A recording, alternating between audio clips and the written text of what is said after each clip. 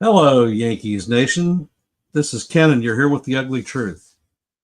And today is going to be a review of the upcoming Red Sox and Yankees series starting tonight at 7:05. The Red Sox are coming to town to face our Bronx Bombers. Should be an interesting series, as all Red Sox and Yankee counters are. Uh, Before we start, give a shout out to some of the folks that are here: Sean Browning, Susan Levin, Graham the Highlander, uh, Stephen B., uh, Dev, Jonathan, John the Beagle Dad, and FJ. Thanks for joining the stream. Most appreciated. And before we start, uh, just want to give an acknowledgement to today being the 81st anniversary of the D-Day invasion.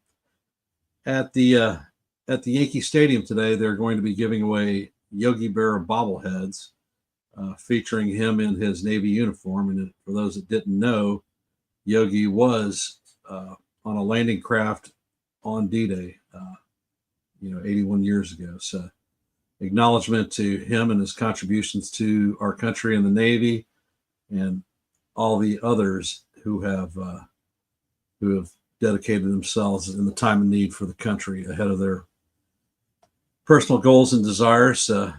Thank you, and remember to give a World War II veteran or veteran in general an acknowledgement. In our lifetime, we're going to see the last of the World War II vets. Most of them are in their late 90s and early hundreds. Gratitude for their contributions. With that being said, I am going to start. We have a 3-game set. Tonight's game is going to feature Walker Buehler versus our own Will Warren. Game 2 tomorrow will have the Red Sox ace, Garrett Crochet, facing up against Ryan Yarbrough. And the final game, ESPN late night, is going to be Hunter Dobbins versus our own Carlos Rodon.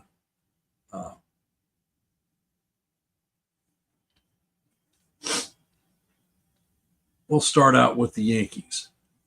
The Yankees to this point are 38-23, a whopping 15 games over 500, and we are in first place in the AL East.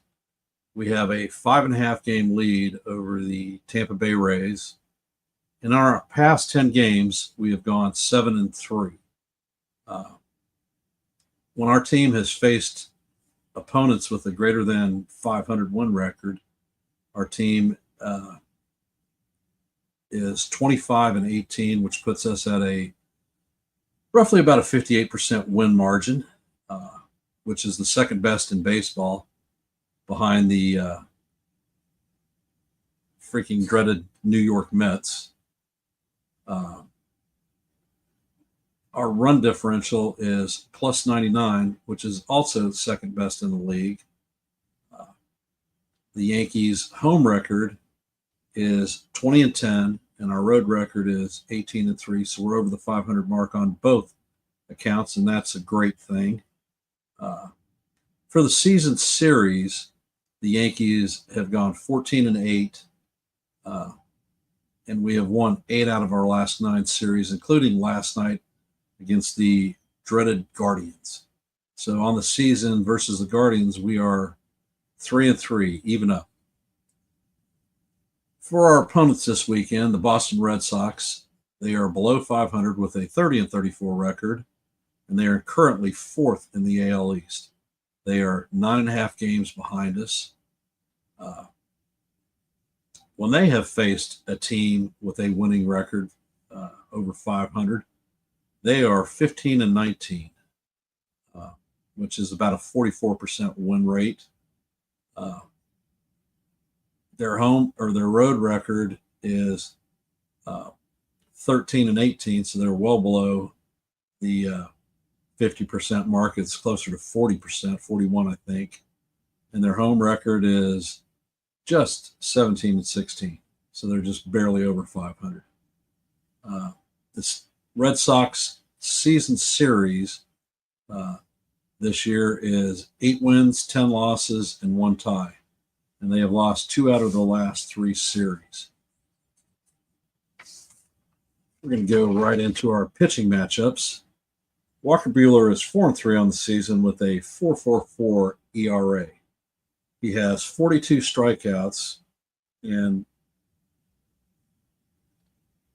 from his signing from the Dodgers, he has not been the pitcher that they expected.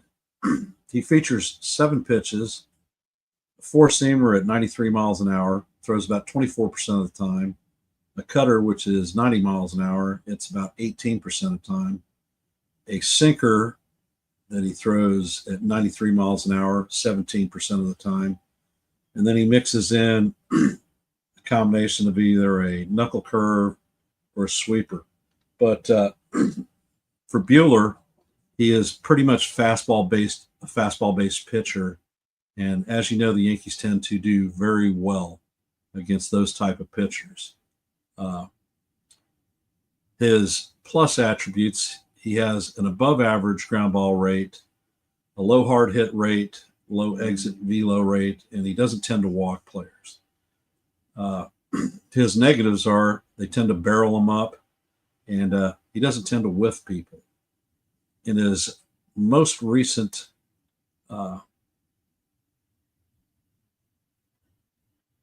most of his stats are near league average, so nothing spectacular. And the league opponents are hitting a freaking 261 against him, which is 20 points over average. So he is hittable. In his last 3 starts, he has gone 2 losses and 1 no decision. His losses were to the Braves and the O's. And in his last start, he went 5 2/3 innings, gave up 10 hits, 2 walks, 2 home runs, 5 earned runs total, and he had 6 strikeouts. As you know, he's going to be matching up against Will Warren, who pretty much crapped the bed in his last outing. He is 3-3 on the season with a 5.19 ERA, and he has 69 strikeouts. He features 5 pitches, a 4-seam fastball / 2-seamer that comes in ballpark about 93 miles an hour, and he throws it almost 35% of the time. He has a very good sweeper that comes in at 82 miles an hour, so a good speed differential, has late break, and he throws that about 25% of the time. Then he mixes in a sinker at 19%, a change at 15%, and a curve whenever the hell he can get it in there. His plus attributes is he has a very good fastball run rate. He has great extension, so it means that his fastball actually looks faster than it actually is. He has a high K rate and a high whiff rate. The negatives for Warren are he tends to get hit hard, especially when he's leaving the secondary pitches over the heart of the plate, cement mixers, as I call them. And he has a high exit velo rate. Opponents are hitting a little bit over league average, 250. So depending on what he's doing, we could have a good outing or we could have one of those craps. Hey, sis, glad to see you hopping on the stream. Appreciate you being here, love. Versus the Dodgers, like I said, he crapped that one up pretty good. He went 1 1/3 innings, gave up 6 hits. He had 4 base on balls, total of 7 earned runs, a home run, and he only mustered 2 strikeouts. It's not a very impressive outing, and I am looking for Warren to have a bounce back in tonight's game. Crochet is Garrett Crochet is going to be their next one up on the hop on Saturdays. And as you know,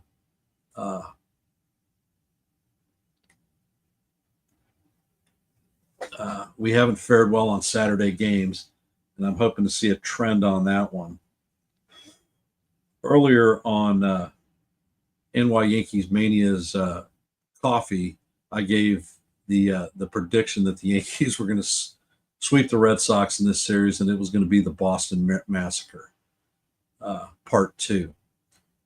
Crochet on the season is 5-4 with a 1.98 ERA. He has 101 strikeouts. I believe he is number 2 in the league in strikeouts. Basically, he's their staff ace.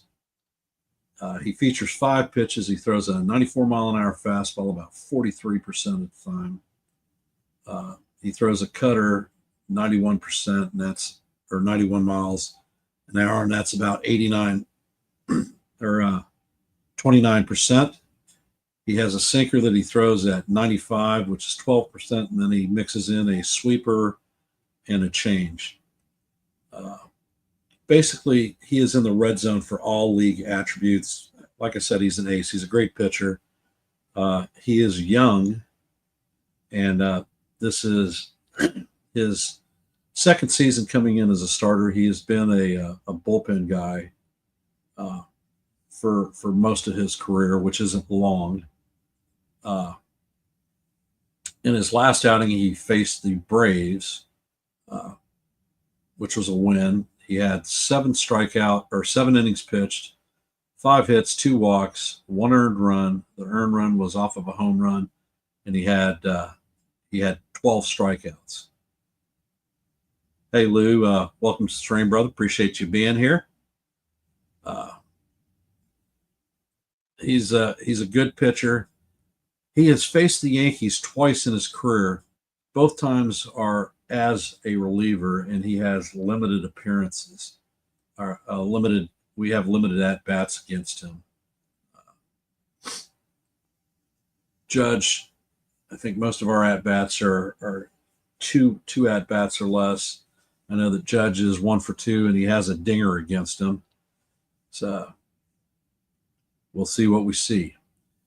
And facing up against Yarbrough, the absolute dynamically opposite type of pitcher in Ryan Yarbrough. Yarbs is 3-0 on the season. He has a 2.83 ERA, and he has 40 strikeouts. He only has four starts for us. He was initially signed as a long relief guy, but when our pitcher Stroman, Carrasco, and Warren were crapping up, they brought him in as the number 5 starter when we DFA'd Carlos Carrasco. And looking at his stats as a number 5 guy, he is the best number 5 starter in Major League Baseball. So he's doing a fantastic job for us, and I feel real confident with him. Yarbrough throws the slowest fastball in the major leagues. He has 5 pitches that he runs out there. Cutter at about 24% of the time. It's coming in at 83 miles an hour. A sinker, which is at 87 miles an hour, 28% of the time. And his killer pitch is the sweeper. He throws that about 23% of the time. And the range on that pitch is between 68 and 71 miles an hour.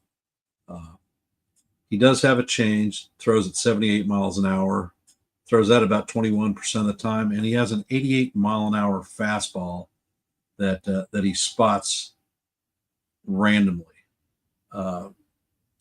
Most of his attributes as a pitcher are top tier.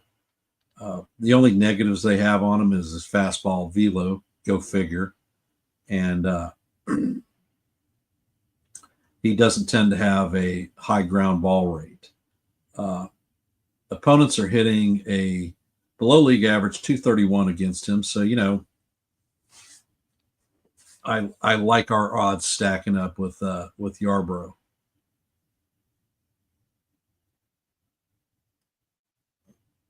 Let's see. And the rubber match of the game is going to feature the uh, Dodgers young pitcher Hunter Dobbins.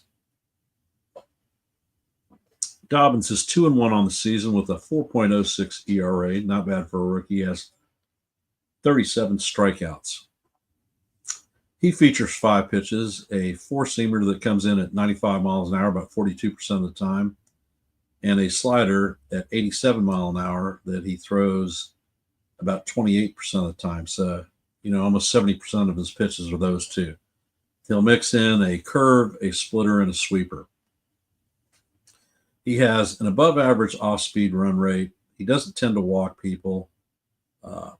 He's got movement on his pitches, so he has a decent chase rate, and the fastball velo is pretty close to the tops in the league. So not bad for a rookie. In his last outing, he went up against the Angels and got a no decision.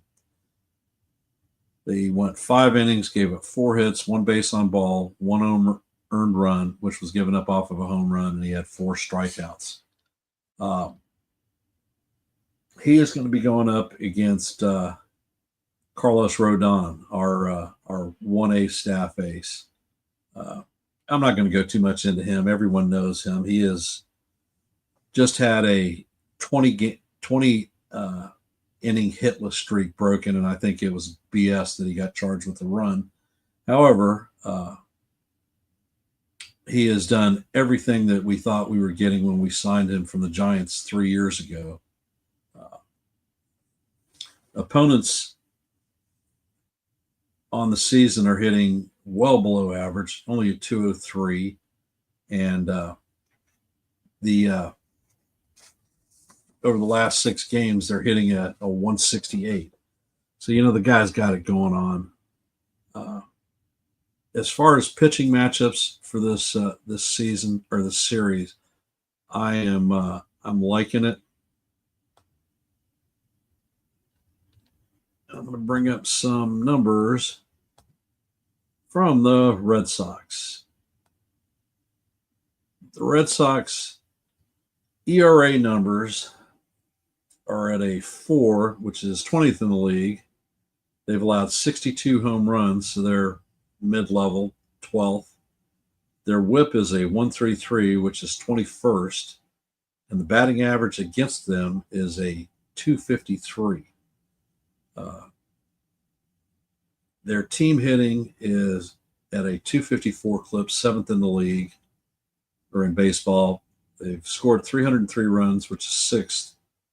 They've hit 75 home runs for 8th in the league.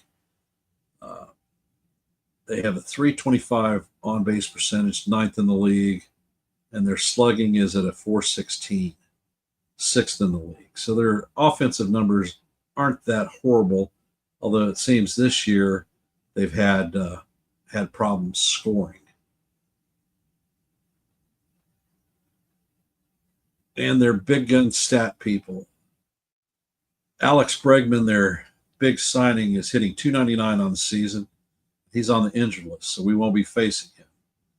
The next pain in the butt Red Sox there is Rafael Devers, the Yankee killer. But his best friend, Garrett Cole, is on the shelf for the season, so he won't be facing him. Devers is hitting 285 on the season. Then we have possible trade candidate Jarren Duran hitting at 274, and we'll end up shipping over to home runs. Willer Abreu's got 13 on the season. Devers has got 12, Bregman's 11, and Story is at 7. Devers leads the team with 54 RBIs. Bregman follows with 35, tied with Duran. And if we look at staff numbers, Crochet leads the team, 5 wins. Buehler is tied for 2nd, and he's got 4. Crochet is the only notable earned run average guy, 198, pretty impressive. Commensurate with that of Max Fried, although seriously different records. And Crochet is a high volume strikeout pitcher. He like I said, is number 2 in the league at 101. And then you look at Bueller, 42, Newcomb and Whitlock. Whitlock, former Yankee farmhand, sitting at 39. So, like I said, they're not a high K rate team, and I think that we are capable of putting it on them.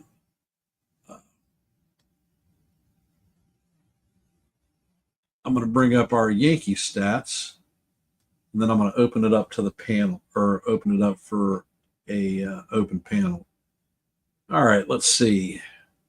Staff IRA is a 3.52. It dropped some after this Guardians series. We manhandled their hitters. We have given up 58 home runs, 6th best in the league. Our WHIP is a 1.18, 5th best in the league, and the batting average against our New York Yankees is a 2.16, about 30 points below average, and that makes us first in the league. So they're not hitting our starting and bullpen arms very well. Our team batting average is a 2.57, 3rd in the league. We scored 326 runs, 3rd in the league. We've hit 98 home runs, 2nd in the league. Our on-base percentage is a 3.42, 1st in the league. And our slugging percentage is a 4.62, also 2nd in the league. If you look at offense, the only thing that you have to say is Aaron Judge, 392 average, 21 home runs, and 50 RBIs. With regard to follow-ups, we have Paul Goldschmidt hitting 323. Then Cody Bellinger, 257, and Ben Rice, 245. Trent Grisham is 2nd in homers, followed by Rice and Bellinger.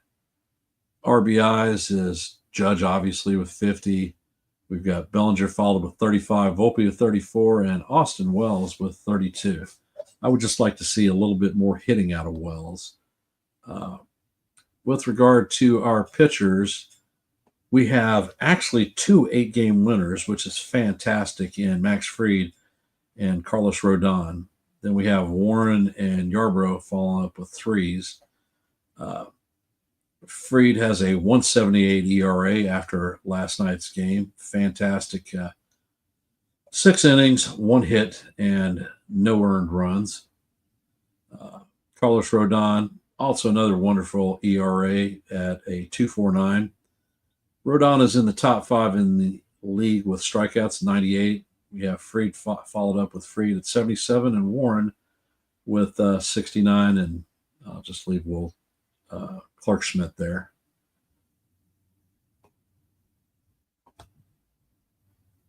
Before I open the panel up, hey, Joe, welcome to the stream. Appreciate you being here, brother.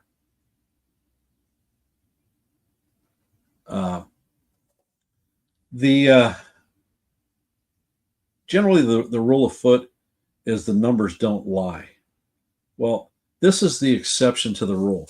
I don't give a crap how bad the Yankees are playing, how well the Red Sox are playing. It's always a gunfight, no matter where we're at.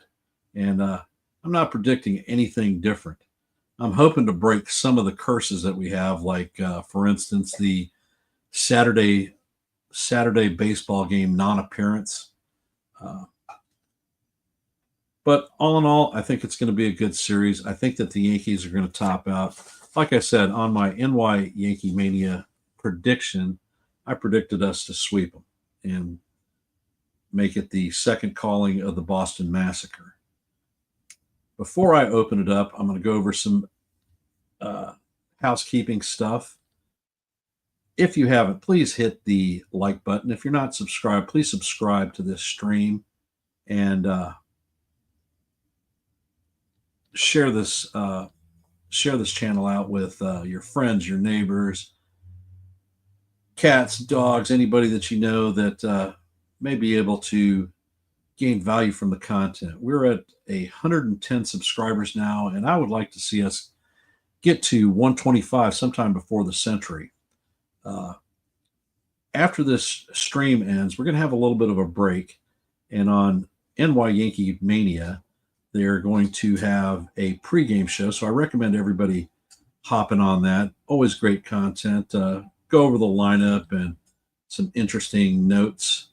Uh, I will be doing the play-by-play call here at 7 on Yankees The Ugly Truths. I encourage everyone to hop on and say hey. I understand it's Friday night and you probably won't be able to spend the whole time here, but drop a like and catch a game for a little bit. After the game is finished, Joe on NY Yankee Mania is going to have a game review, and always great content, good time. 30 minutes after the game on Late Night with Jason Custodio, he will also have a post-game review, but he's got some caveats. He's an up-and-coming computer programmer, and he's got some neat features, trivia games that get run through his broadcast. We'll find out how well you know baseball and Yankee baseball, because there seems to be a lot of Yankee questions there. Good for the soul. Graham likes the older questions when he's been on the stream. And he tends to also show some of the post-game interviews, like with key players and whatnot. So I encourage you all to stop in and give him a shout. If you aren't, subscribe and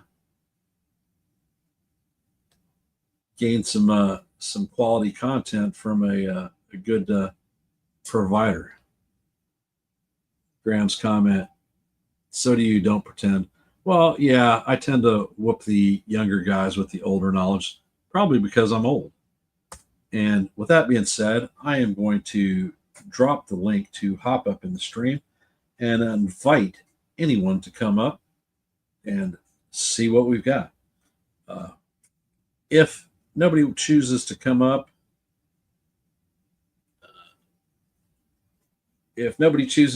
then I'll cut this stream a bit short, because I know some folks are at work and some people have a busy day going on and need to get things done before game time. So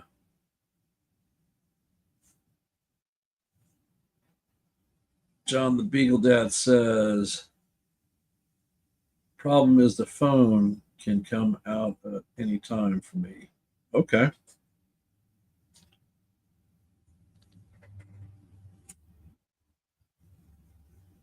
How are we feeling about Will Ward's return?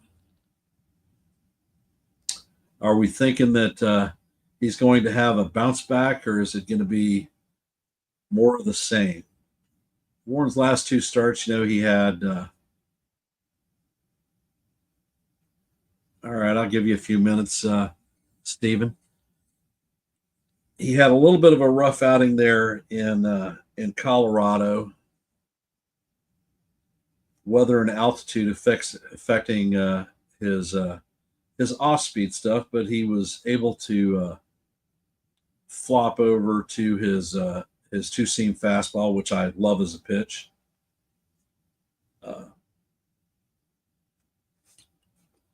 And his pitch count was high, so he didn't get the decision. And then, as I said in the preview, he got massacred by the Dodgers. Dodgers are a great freaking hitting team. They don't tend to chase balls, and Warren relies a lot on movement. And they weren't following his stuff. Let's see.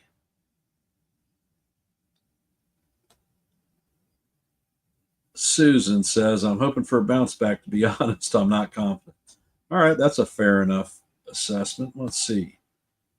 Well, just don't take the Sox lightly. They tend to up their game against us as we visit them right after the Royals series. That's a long stretch of games without a day off. That is definitely true. And Joe has jokes. Jason the Asparagus Man, or the medium well state guy. Either one is fine.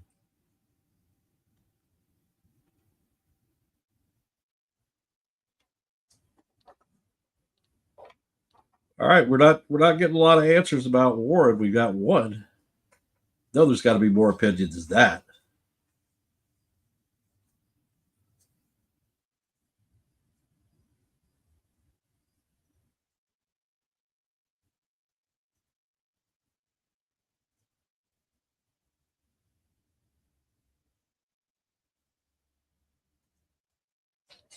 All righty.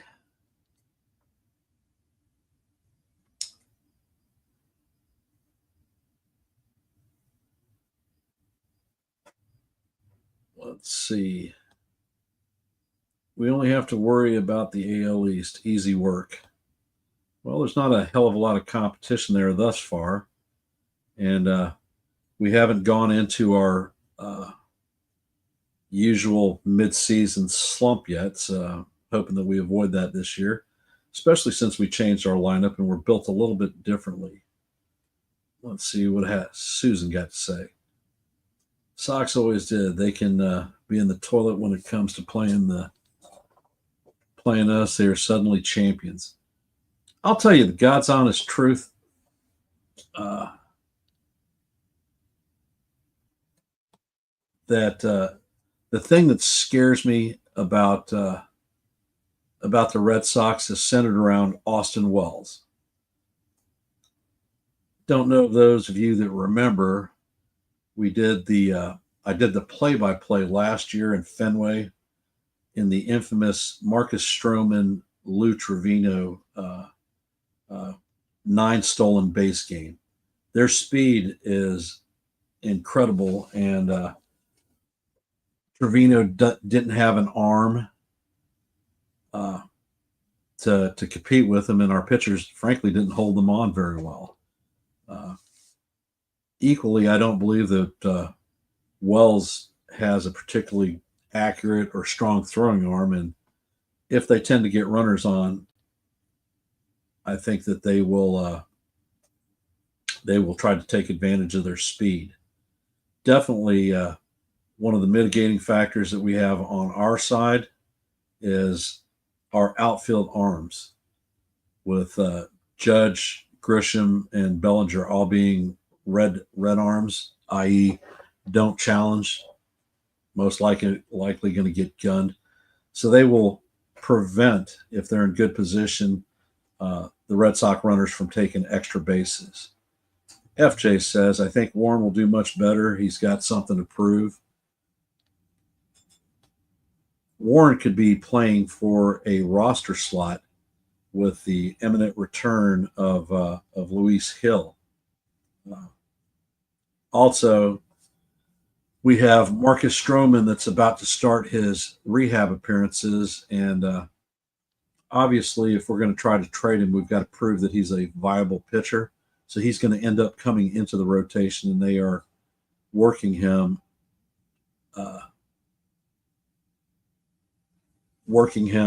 in as a starter eventually when he's ready.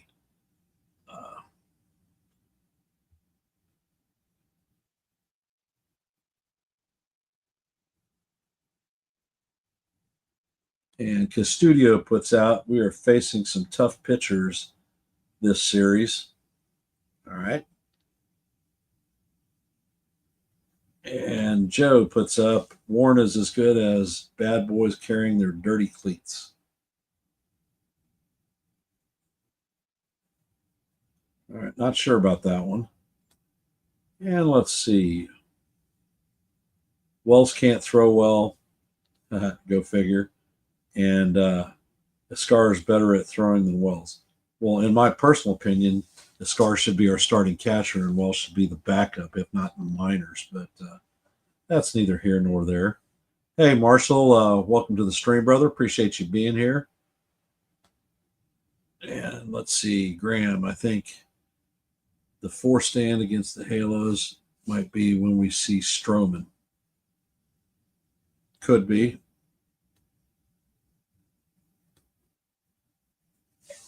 Stroman in the rotation is not a good thing. I get we have to showcase him, but he can blow a game all by himself. And that's not far from the fact, but are we going to carry him as dead weight? I think they're trying to shed at least some of his salary. I mean, right now we're about 50% of the way through the season. We have 101 games, so we're a little short of that. On his $18.5 million contract, we've probably burnt close to $9 million of it. So if we were to offset eating some of his contract in a trade, maybe even 3 or 4 mil, it might make it look appealing for a team that needs a guy that can come in and eat innings. But nobody's going to take a chance on the guy unless they see him actually throwing at the major league level. So it's a necessary evil, and it may help us bring in somebody that is going to help us towards our number 28 goal.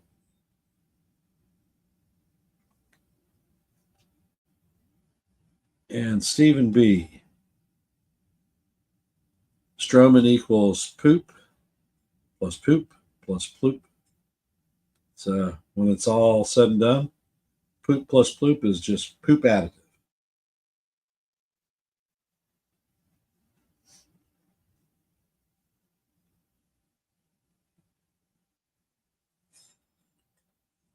And from Susan, let's see.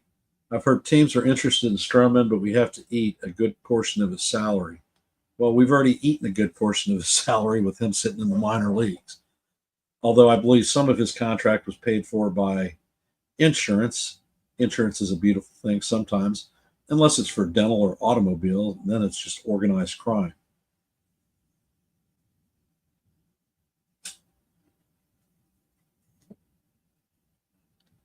All right, I'm going to drop the link one more time. And if I have no takers, then I'm going to close it down.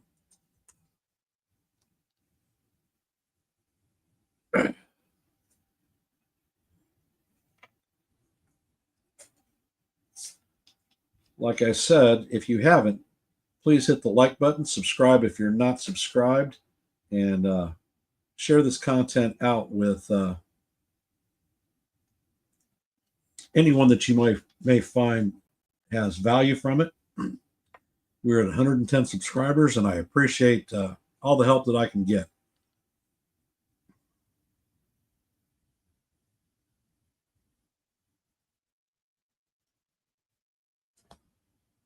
And let's see, Newsweek proposal. Yankees should trade Spencer Jones for Chris Sale. Well, they can pack that one because that's not happening.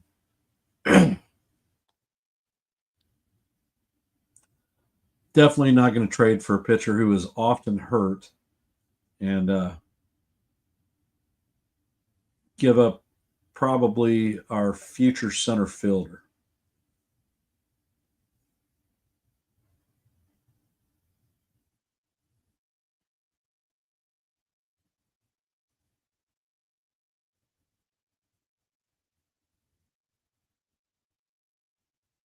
And let's see.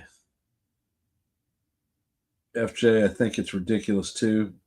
Definitely. And Joe says he's going to come on in 3 minutes. I will hang on for that duration of time.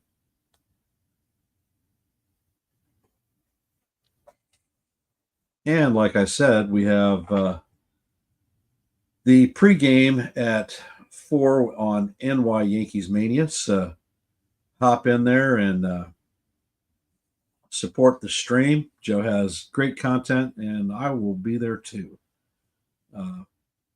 Follow that with some play-by-play at 7 p.m. here on NY or on Yankees: The Ugly Truth. Oh, he's there. Wyatt.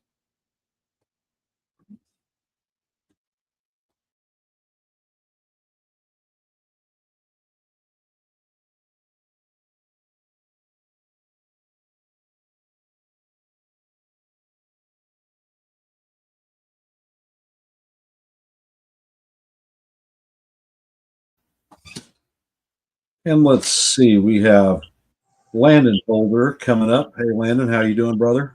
Not much, just ready to beat the Red Sox. Yeah, always a good thing. Let me see. The top three prospects you mentioned earlier in the stream are the ones most likely to be moved. Yeah, I've read a couple of articles uh, about pieces that we could shift to enhance our team for the World Series run. Uh, some of the players that they don't think are going to survive. Everson Pereira, he truly doesn't have a path to the major leagues with us. He's hitting pretty well down there in AAA, and he is definitely a plus defender. So teams could garner interest with him. Uh, uh, Yorbid Jordan Vivas, Vivas, who who had a had a who uh, had some time up here on the big club and proved that he could definitely play defense and has upside for potential hitting. And the one that I know that Joe personally hates is Jesus Rodriguez being a possible uh, potential to be on the move. Rodriguez, the way that the Yankees are aligned, is going to have a hard time working his way up uh, into our lineup, uh, especially if the Yankees are convinced that Austin Wells is the uh, long term solution at catcher. I don't happen to subscribe to that. However, uh, I am not in the front office and I'm not affiliated with the Yankees, and they may see something that I just don't see. Uh, who those guys could be moved for, I don't know. I know that we definitely need to address a right handed bat. It looks like the second base market is probably going to be something more so that we can venture into because there will be uh, more assets available. Currently, the flavor of the month that a lot of Yankee content creators seem to be hanging on is low from the Rays. I'm not a big fan. I definitely wouldn't uh, invest a top quality prospect in him, who is basically a short term rental. And honestly, I hate I trading hate with the trading Rays. with Ray. Every time, Every time every time the Rays make a trade, they always end up on the better end of the deal. And frankly, I don't want to see those guys facing us 12 to 13 times a year, kicking our asses.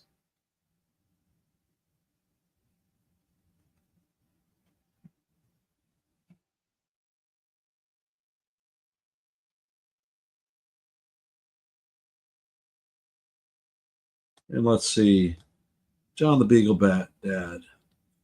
Rather trade Volpe over Rice. Yeah, that's not happening.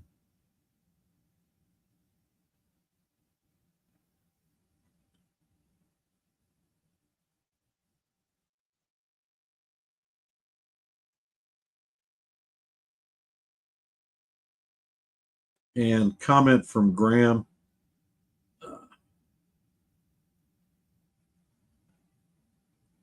He has back issues and they will tax us big time. Well, anytime that the Yankees make a move, the first names that, yeah, you got that one, Jonathan. Jonathan says, I am not making an in division trade. All right. And I see Joe from NY Yankee Mania coming up.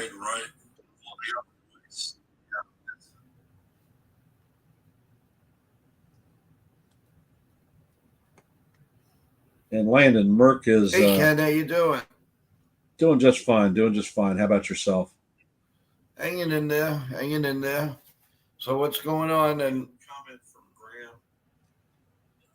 Well, we are looking at a tough series coming up against the Red Sox. Regardless of uh, what the records are, Boston always comes to play against the Yankees, especially.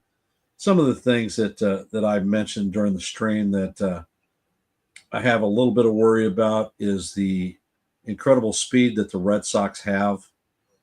They've got a lot of punch and Judy hitters that tend to get on singles.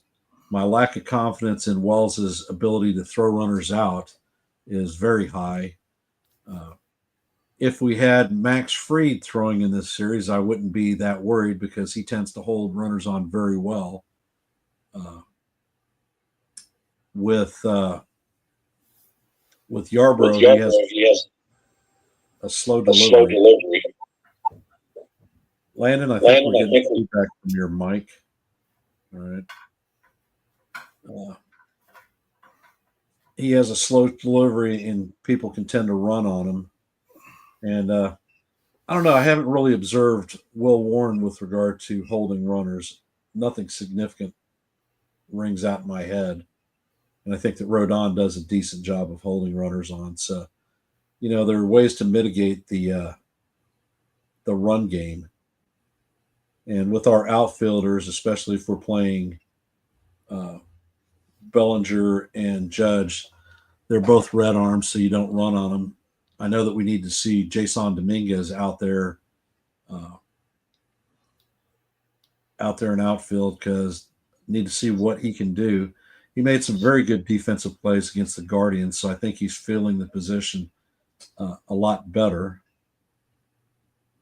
But I want to see what his bat can do. I know he's hitting well into the 300s from the left side of the dish, and he's hitting garbage dump numbers from the right. The only way that he's going to get any better is if he's out there playing, taking swings, or if the Yankees tell him the switch hitting experiment is over with and pull the plug on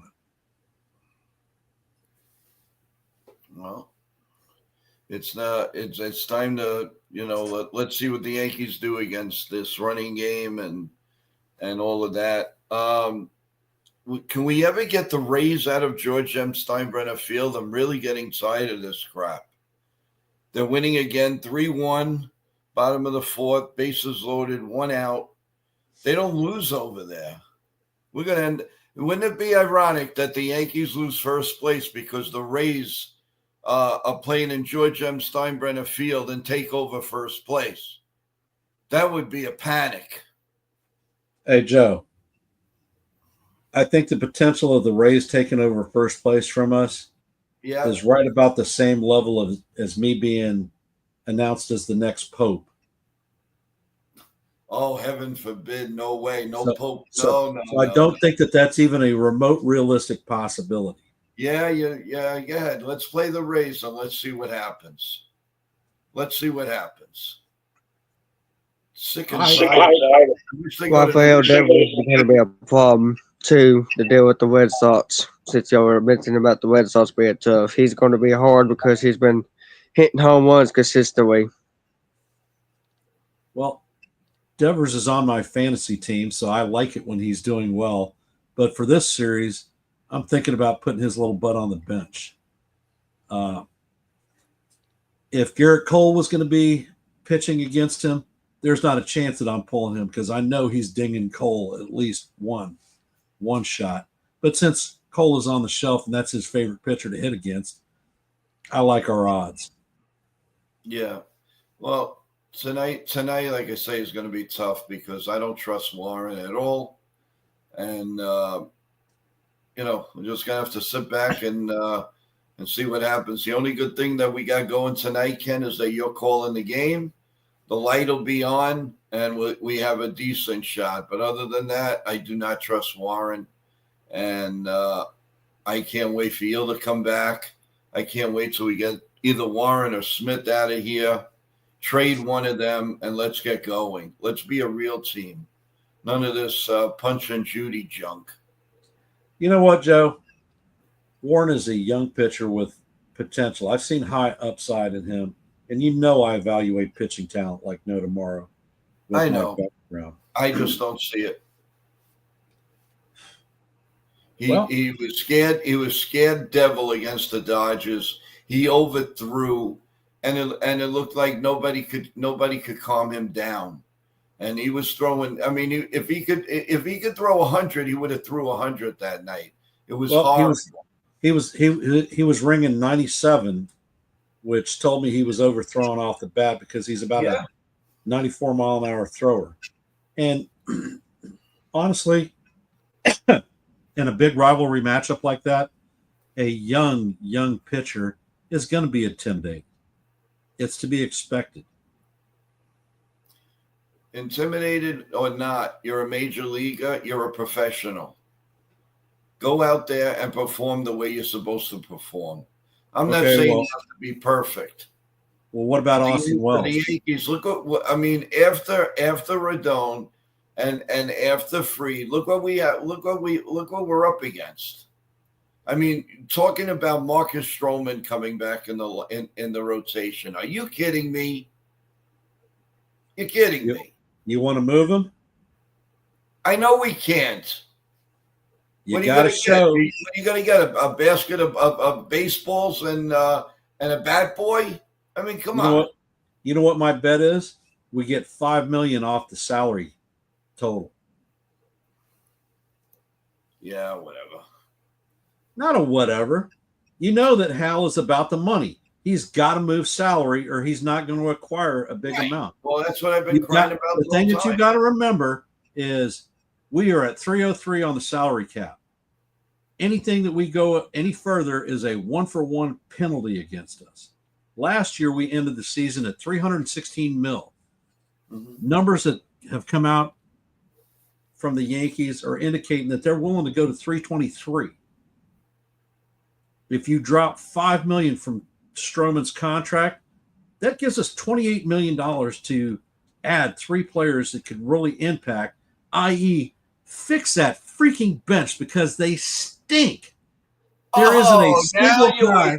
Now you're waking up and you finally smell the coffee. Man, I've been calling that since the off season. Need to improve the bench.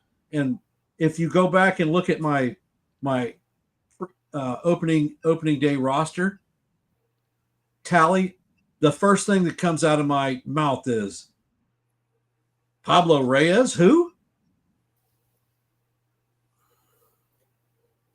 That dude is Jumai Jones intensified. He is an absolute zero in the Yankee lineup. No contributions in the field, no contributions with the stick. I don't know why we're actually paying this dude. Well, that's what I was just going to say. A smart organization like the Yankees, what the heck are they thinking with these backups? Are you kidding me? You know, they think they could just take something out of a dish and it becomes whirlwind. It doesn't happen, and they're not seeing that, and nothing is. Make a change. I don't care who you put there. This guy is so useless. Yeah, definitely.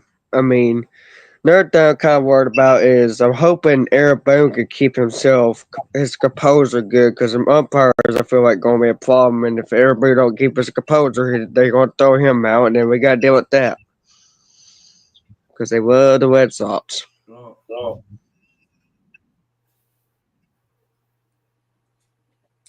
Listen. Boone gets thrown out of games, but his throwouts are strategic.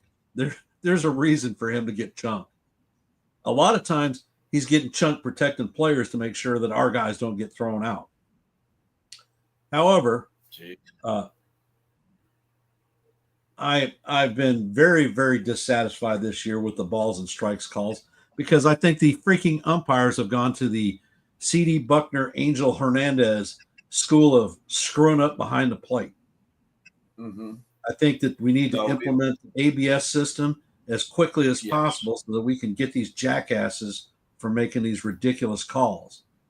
And then with that being said, when the ABS system comes in, then one of the quantifiable skills that everybody loves is pitch framing, which is gaming cheating, will become a non-reality. I just don't understand how MLB just can allow these umpires. I mean, they're so terrible. I mean, it makes you want to go do it yourself. I mean, you got to be kidding with some of these calls. Are you serious? I mean, really, Ken, where did they graduate from? Shoemaker school? I don't get it. The thing that annoys me with regard to umpires, when they continue, understood, Landon, when they continue to make bad calls, especially on a player like Judge, they're forcing his hand to swing at those godforsaken sliders that are low and off the plate. Oh, yeah. Because there's a good chance that he's going to get rung up on a call anyhow. Yes. So they're changing the shape of the game because of poor freaking calls. And when I'm looking, there are several sites that track umpire call ratios. And when you're consistently getting umpires that only get 80% of the calls right, that tells you there's something wrong. 20% of the game is being flushed down the toilet, and it's forcing hitters to go after pitches that they normally wouldn't. I agree. There are some shit hitters out there that are going to go after stuff anyhow. But I know. No, but really, they need to check their game. I mean, really, no jokes aside, they're terrible. I mean, everybody's on the same page there. But what is Major League Baseball going to do about it? And you got another championship series, be coming up, another World Series, and we got to depend on these umpires. We're at their mercy, and that's really not fair. That is not fair. And I'm going to tell you, the thing that rings out to me is Spencer Jones. Spencer Jones is a big boy. He's as tall as Judge. Right. And he already has a strikeout issue. Now you start calling bullshit like they've been calling and put him up in the leagues, he's going to be striking out close to 40% of the time. Well, the umpires are going to take advantage of that. Oh, well, he's going to strike out anyway, so we might as well just call a strike if it's near the plate. I mean, they won't admit it, but that's what they're going to do. That's exactly what they're going to do. And it's got to stop, Ken. It has to stop. I mean, either they bring in new umpires or they go back to school. And I guess I reiterated a point that Graham made. Umps cannot adjust the strike zone to Judge, and Spencer will have the same issues. Yeah, absolutely. 100% agree. You can't. They have to find a way. They really it's I mean, for once, can we just hear Major League Baseball gathering the umpires and have, all right, you don't want to tell the public, but do it on your own. Get these umpires together and say, get your act together. Because you're not, I mean, look at these calls you're making and show them on the screen that it's so obvious that it's a ball or it's a strike. Come on, wake up, get out of that damn New York office and do your job. I mean, enough already. So Stephen B's got jokes. I got a proposal. If the umpire ejects a player on a K, goes to review. If the umpire is wrong, gets ejected and goes to the minors for a week. Very good. Very good. Honestly, almost every job on the planet, you get retrained to refresh your skills. Umpires don't do that. No, because Major League Baseball, they're the darlings. They think everything is so good. I mean, if the commissioner would only watch a few of these games instead of sitting on his head and collecting money, maybe we could get somewhere. I mean, years ago, we had umpires that were fantastic. Plus, I don't care what anybody in this world tells me, if you get the outside chest protector, the strike zone will change. Because these umpires go all the way down. They're in the butt of the catcher. And that's ridiculous. That's ridiculous. Hey, Go Joe, back to the old way. And we'll see some action. Merck has got a message for you. I guarantee you. Merck has a message for you. Relax, Joe. You're going to blow a gasket. I don't care if I'm going to blow the top off my weasel. I couldn't care less. I want to win.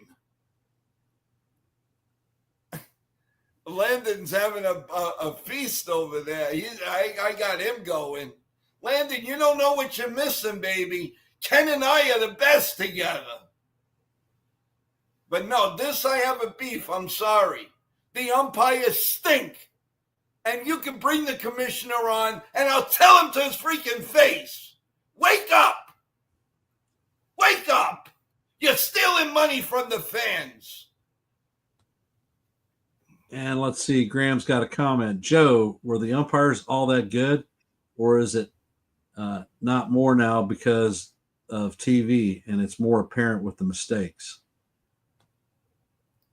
Well, first of all, that stupid squared circle there, or whatever the heck it is, or I don't know what the hell it is, that's got to go. What is this? We got to see advertisements on the clothes. We got to see a square thing on the catcher. I mean, come on. Are we going to find out what the hell he had for lunch? I don't care. I just want to see a baseball game the way we had it. Hey, Joe. Custodio's got a message for you. You're going to get me fired. I can't stop laughing. But Jason, come on. Agree with me. Landon, do you agree with me? And you're a young man. Yes, sir. You got your whole life. I mean, give me a break. I didn't start watching baseball until 2021, and then I saw a few of them. Even whenever the pitchers hit act like they're aiming towards the batters, even the umpires act like they even aiming for them. They just start the pitch. Lyndon, as a young fan, go on YouTube and watch 1978 or any year.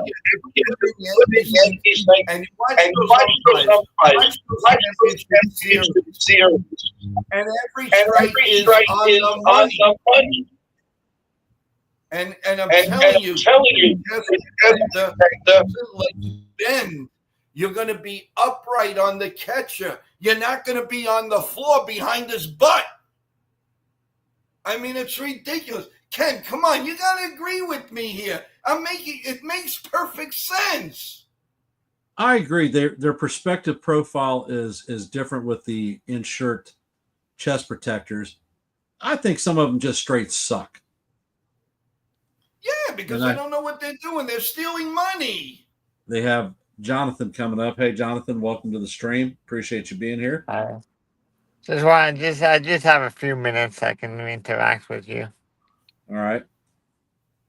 So Plus, your I need opinion to get about the umps, About what? the umpiring? I think it's time to go to robo umps. I think they get the strike zone wrong too much. There's a place for the ump, yes, but not for balls and strikes. That's just they've been calling balls and strikes wrong for far too long, especially on top players like Judge. And I understand it will take away from framing and all that, but enough is enough. You need to if baseball wanted to make all these changes, which everybody knows they do, they're just gonna have to go with an automatic ball and strikes, and there's gonna be a challenge play. There's still a need for an umpire, but there should be a challenge play, just like in any other sport. Throw a flag on the field and challenge this play. They do it all the time in football. To answer a question for Lou, will ABS be here for the playoffs? No way. No, not this season.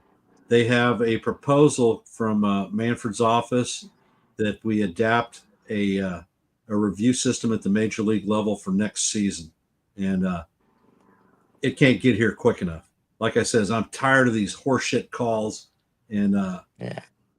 I mean, we've benefited from some of them, granted, but But I just don't like. but I just don't like the way that. if you see the whole history of bad calls in the last 5 years, Judge has been had the worst luck out of all of them. He's You know probably what? had the most balls on him called strikes. Yeah, and when you bring Spencer Jones up, he's going to have the exact same situation, except this is a kid who strikes out a lot. Well, remember, Judge struck out a lot before he figured it out. So he could fix it. We'll have to wait, and I still think they should try to bring Spencer Jones sometime up this year. Yeah. All right, guys, I have a question for you. Graham has a statement. The tech has been there for years, ball tracking, etc. Cricket has used it for years. Actually, in baseball, they've been using it in the minor league systems for at least 4 years that I know of. Yeah, the next CBA is coming next year, and that's the time to make changes during the CBA, not before, because you're already under a contract. Hey, Joe. So I don't like the fact that the baseball makes changes before the CBA sometimes. If you want to make changes, the time to negotiate that is during the CBA, just like streaming, just like all of that other stuff. The players will, for example, will want streaming revenue as part of the next CBA, and the owners don't want to give it to them. Listen, Merck has, hey, Joe, you're going to love this one. The Tigers, Jamar Jones. That's as good as, why don't they just bring up Jamar Jackson and she can sing all the songs to the players? Give me a break. But I'm going to send something out to you guys right now. These umpires stink, and we all agree. All right? Why not women umpires? Let's get them in there.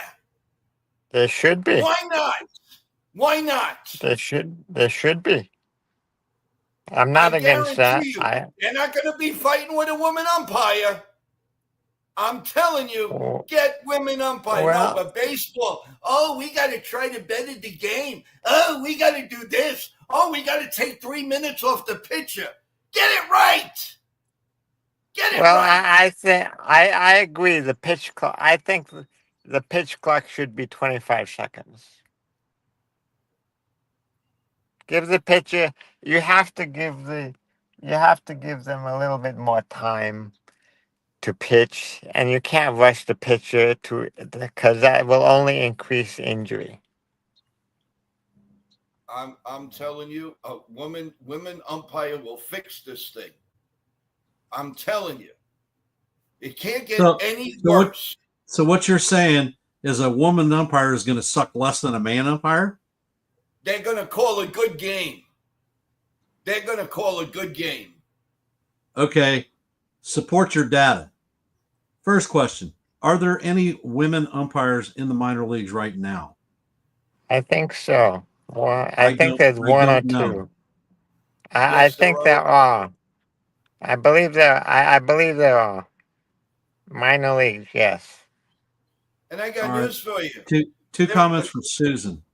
First one, you can't challenge balls and strikes yet. An incorrect call concerning balls and strikes can influence the outcome of a game. Definitely, without a doubt. And we got to change that rule. And Susan's second comment, wouldn't count on it. I can see women umpires yelling, "You're out," laughing out loud. Yeah, I love it. And that's the way it should be. Hey, listen, I got news for you. The women trainers are better than the men. And why do you think little by little all the teams are doing it? Because they're damn good. You have to look at the Yankees as an organization. The Yankees have been innovators for quite some time. We had Kim Nang as our assistant GM under Cashman, and she ended up going with Derek over to the Marlins, and ended up leaving because the cheap freaking owners did not Right. want to play the game of building an actual team that was sustainable. She's a smart Well, that baseball was person. that. That's always been that's been mistakes of low revenue teams. Low revenue teams. For example, the Marlins have won. Every time the Marlins won the World Series, they broke the team down immediately. Immediately, they never competed after winning. So, an owner that does that, that just wants to. Any owner that does that, that wins and then breaks down the team, should probably sell the team. If you're not going to But put a good product on the team on the field, just sell the team to someone who will put a good product on the field. but a lot of If people have you're put really talking about a business, a lot of people have put out, if Cashman leaves the organization, who would you replace him with? And they've talked about his assistant now. Me personally, I'm going after Kim Nang to bring her in. Good for He you. understands Kim Ming, baseball. Kim Ming was its assistant to the Cashman already. And I that's Yeah, but wouldn't mind her. I she wouldn't mind understands. promoting Cashman to Randy Levine's job and firing Randy Levine. oh, She don't understands get me baseball. started on that guy. That She guy, under, that guy is a puppet. I don't want to hear it. He's a Disney character. Get Of, that. Get him out. He does not belong to be of course. negotiating any Yankee contracts. He's a joke. but Kim Of course Nang he is. understands. He's the one that Randy Levine almost let Judge go because he didn't want to negotiate with him. Yeah, well, he's a fucking idiot. That's But being Of a course joke. he is. Kim Nang understands the Yankee way. Anyway, He's been I probably have to get back to work. I can talk to you in another time. all But right. I just Thanks for had a few hopping up. extra minutes. Thanks for hopping up, Jonathan. Take Appreciate care. you being here. Take care, Jonathan. But I'll tell you, Ken, that's a good observation. Kim would be great for the Yankees. And I think she would do a tremendous job. Well, I really do. Like I said, the Yankees have been on the forefront of innovation. We had female coaches down in the minor league system before anybody else did. A female executive at the major league level, and I believe that we have some trainers down there in the minor league levels that are females also. So baseball isn't just a man's sport, and the Yankees have always been one of the teams that has leaned towards bringing a new change for good into the game. Listen, you had. I mean, little by little, they started announcing. The Oakland A's have a women announcer. The women announcers like a Meredith Marakiewicz, Kim Jones, Lauren Shahadi. These people are pros. They know what they're doing. They're well respected. And I got to tell you, they are more exciting to talk to and watch than these guys just sit there like puppets. Sit there like puppets. I mean, really, to me, the audience is there for a woman announcer. Why not bring a woman umpire? Why not? You're too scared? You're too scared to do it? Give me a break. They're good enough to be a trainer. They're good enough to be an announcer. They're good enough to be your lead reporter, but they're not good enough to umpire? Give me a break. You want to bring in fans? You want to bring in more female fans to baseball? Do it. Do it. All right, Joe. And Ken, I think you're with me. We are at an hour and 15 minutes on the stream, and we're about an hour and 15 till the pregame series. So I'm going to go ahead and cut this one short. Actually, it's not short. I'm going to cut it long. I appreciate everyone hopping into the stream. I appreciate you and Landon and Jonathan hopping up. Thank you for supporting the channel. Most appreciated. Before we close it down, if you haven't, please hit the like, subscribe, and share this channel out.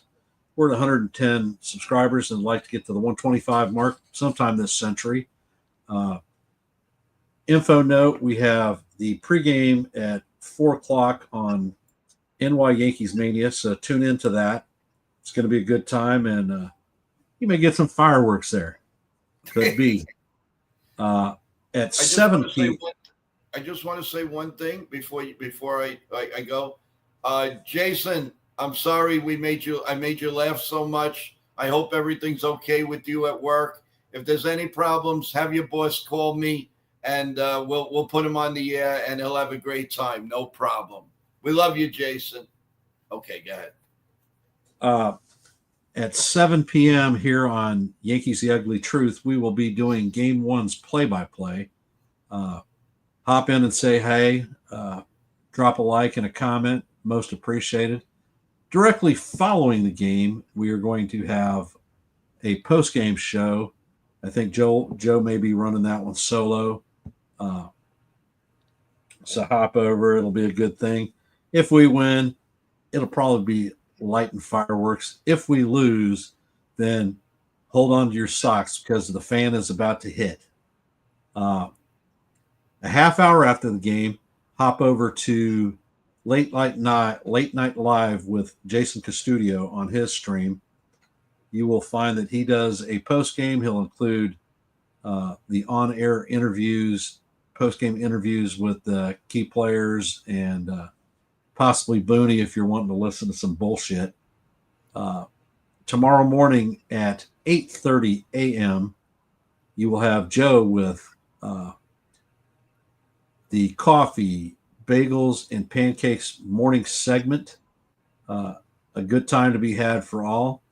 And later on in the day, and you'll be on it. And later on in the day, we will have another pregame at 4 o'clock for Game 2, and I will be calling the Game 2 play-by-play also here, and then the same cycle repeats.